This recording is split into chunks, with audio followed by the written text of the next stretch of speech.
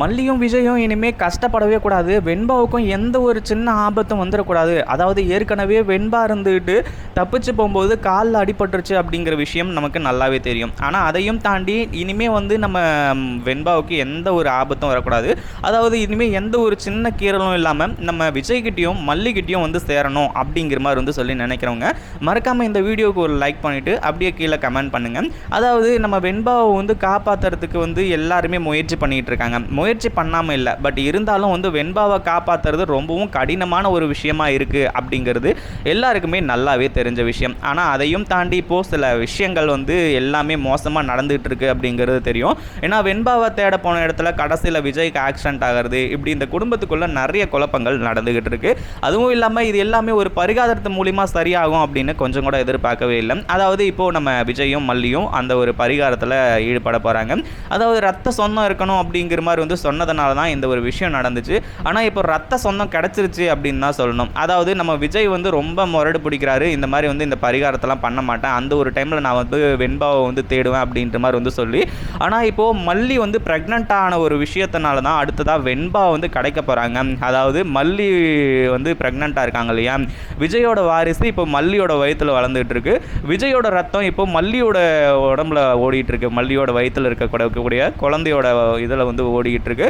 அப்படி இருக்கும்போது இப்போது எல்லாமே ஓகே ஆகிடுச்சு. அதாவது இதுக்கு முன்னாடி இந்த ராஜேஸ்வரிக்கு ரொம்ப ஹாப்பியாக இருந்துச்சு. இந்த மாதிரி வந்து நீ என்ன சொன்ன, இந்த மாதிரி இந்த ரத்த சொந்தம் இல்லைன்ற மாதிரி வந்து சொல்லிக்கிட்டு இருந்தா இல்லையா, அதாவது இப்போவாச்சும் நீ புரிஞ்சுக்கோ, நீ இந்த குடும்பத்துக்கும் சம்மந்தம் இல்லாதவ, அதே மாதிரி வெண்பாவுக்கும் நீ சம்மந்தமே இல்லாதவ அப்படிங்கிற மாதிரி வந்து சொல்லி நம்ம மல்லியை வந்து கலாச்சாங்க. கடைசியில் இப்படிப்பட்ட மாசான சம்பவம் நடக்கும் அப்படின்னு கண்டிப்பாக எங்கள் எதிர்பார்க்கவே இல்லை அப்படின்னு தான் சொல்லணும். அதாவது ரொம்ப ரொம்ப ரொம்ப மாசான ஒரு சம்பவம் தான் சிறப்பாக வந்து நடந்திருக்கு அப்படின்னே சொல்லலாம். இப்போது வெண்பாவை வந்து நம்ம மல்லி கட்டி பிடிச்சி கதறி எழுதிட்டு இருக்காங்க. ஏன்னா இத்தனை நாள் வெண்பா வந்து காணாமல் போன விஷயத்தில் நம்ம மல்லி ரொம்ப ஃபீல் பண்ணாங்க. பட் இருந்தாலும் அதுக்கப்புறம் என்ன பிரச்சனை வந்தாலும் சரி, ஏது பிரச்சனை வந்தாலும் சரி, எல்லாத்தையுமே வந்து சரி செஞ்சுட்டு தான் இருந்தாங்க. அது நமக்கு நல்லாவே தெரியும். ஆனால் அதையும் தாண்டி இப்போ என்ன ஆச்சு, எப்படி வந்து வெண்பா காப்பாற்றப்பட்டாங்க அப்படிங்கிறது தான் ஒரு மிகப்பெரிய சுவாரஸ்யமான ஒரு விஷயமாகவே இருக்குது அப்படின்னே சொல்லலாம். ஏன்னா விஜய் இருந்துட்டு நம்ம மல்லியை வந்து திட்டுறது, அடுத்ததாக அடிக்கிறது, இப்படின்ற பல விஷயங்கள், அதாவது அடிக்கிறது அப்படிங்கிறது நம்ம விஜய் கிட்ட கிடையாது, அதாவது அந்த மாதிரி ஒரு மனுஷன் கிடையாது அப்படிங்கிறது தெரியும். பட் இருந்தாலும் அடிக்கிறது அப்படின்னா ஹாஸ்பிட்டலில் நம்ம மல்லியை பார்த்ததுக்கப்புறமா பக்கத்தில் இருக்கக்கூடிய அந்த எக்யூப்மெண்ட்லாம் தூக்கி வந்து முகத்தலையே, நம்ம மல்லியோட முகத்தலையே வீச ஆரம்பிச்சுறாங்க. ஏன்னா நம்ம விஜய்க்கு வந்து அதை யோசிக்க இந்த மாதிரி நான் சொன்னனே கேட்கலையே அப்படிங்கிற மாதிரி யோசிக்க அப்படியே வெறியாக வந்துகிட்டு இருக்கு. எனக்கு வெறியாக வருது ப்ரோ அப்படிங்கிற மாதிரி வந்து சொல்லி இப்போ விஜய் பயங்கரமாக வந்து வெறியாக இருந்துட்டு இருக்காரு. கண்டிப்பாக அந்த ஒரு விஷயத்து மூலிமா அடுத்தடுத்து எல்லாமே வந்து நல்லபடியாக தான் வந்து நடக்க போகுது அப்படின்னே சொல்லலாம். அதாவது விஜய் கிட்ட எவ்வளவோ ரெக்வஸ்ட் பண்ணி கேட்குறாங்க மல்லி, ஆனால் அதையும் தாண்டி இப்போது மல்லி சொல்கிற விஷயத்த வந்து விஜய் கேட்குற மாதிரியே இல்லை. உன்னால தானே வந்து என் பொண்ணு காணாமல் போனா அப்படிங்கிற மாதிரி கோபமாக மட்டும் இருக்கிறாங்களே தவிர, ஆனால் வெண்பாவை காப்பாற்றுறதுக்கு இப்படி ஒரு வழி இருக்குது அப்படின்ற ஒரு விஷயத்த மல்லி சொல்கிறத, அந்த ஒரு விஷயத்தை ஏற்றுக்கவும் மாட்டேங்கிறாங்க, கேட்கவும் மாட்டேங்கிறாங்க. சரி, இப்படிலாம் போயிட்டு இருக்க சமயத்தில் இப்போ என்ன ஆகுது அப்படின்னா, நம்ம மல்லி வெண்பாவுக்காக வந்து இப்போது பரிகார பூஜையில் ஈடுபடுறாங்க.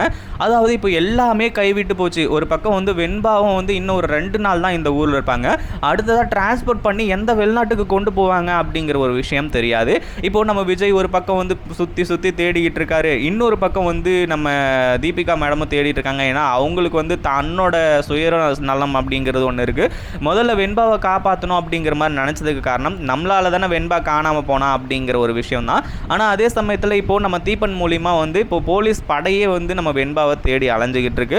அது மட்டும் போதுமா அப்படின்னு கேட்டால் நம்ம மல்லியோட நம்பிக்கையும் வேணும். அதாவது அந்த பரிகார பூஜையை செய்யணும் அப்படிங்கிற மாதிரி வந்து சொல்லி அப்போ தான் வந்து நேராக போயிட்டு இந்த மாதிரி எனக்கு என்ன பண்ணுறதுன்னு தெரியல அப்படிங்கிற மாதிரி வந்து சொல்லி அங்கே இருக்கக்கூடிய பூசாரிக்கிட்டே கேட்கும்போது கடைசியில் நம்ம மல்லி ப்ரெக்னெண்ட்டாக இருக்கிற விஷயம் தெரிய வருது. அதாவது நாகவும் கூட போகிறாங்க. இந்த மாதிரி வந்து ப்ரெக்னெண்ட்டாக இருக்கும்போது அதாவது விஜய் வந்து வரமாட்டேன்றாரு அப்படின்ற மாதிரி வந்து சொல்லி ப்ரெக்னெண்ட்டாக இருக்கிற விஷயத்தை பற்றி பேசும்போது, எம்மா இது ஒரு நல்ல ஒரு அதிசயமான ஒரு விஷயம், அதாவது உண்மையிலேயே உன் புருஷன் வரமாட்டாரு அப்படிங்கிற மாதிரி வந்து சொல்லிட்டேன், ஆனால் உன் பொண்ணை காப்பாற்றுறதுக்கு இது ஒரு நல்ல சான்ஸு, இந்த ஒரு பரிகார பூஜையை மட்டும் நீ முடிச்சன்னு வையன், அடுத்ததான் உன் பொண்ணு உன் கண்ணு முன்னாடி வந்து நிற்பா அப்படிங்கிற மாதிரி வந்து சொல்கிறாங்க.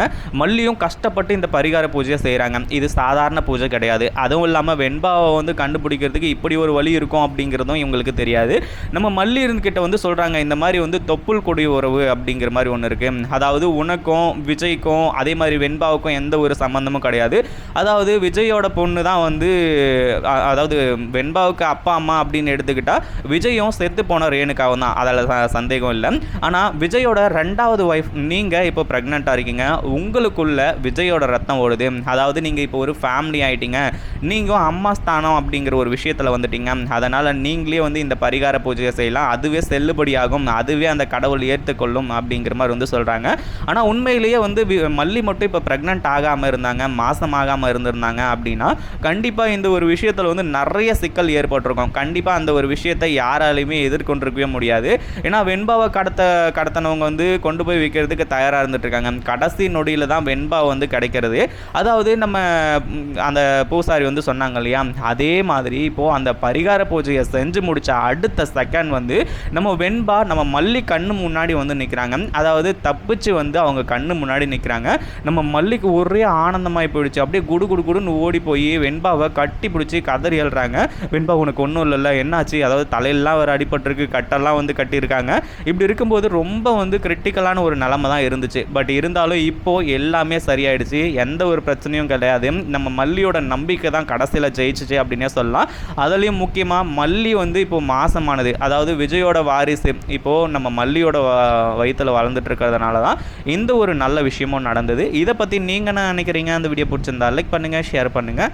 இப்போ தான் நம்ம சேனலுக்கு ஃபர்ஸ்ட் டைம் வரீங்க அப்படின்னா கீழே இருக்க சப்ஸ்கிரைப் பட்டனை ப்ரெஸ் பண்ணிக்கோங்க.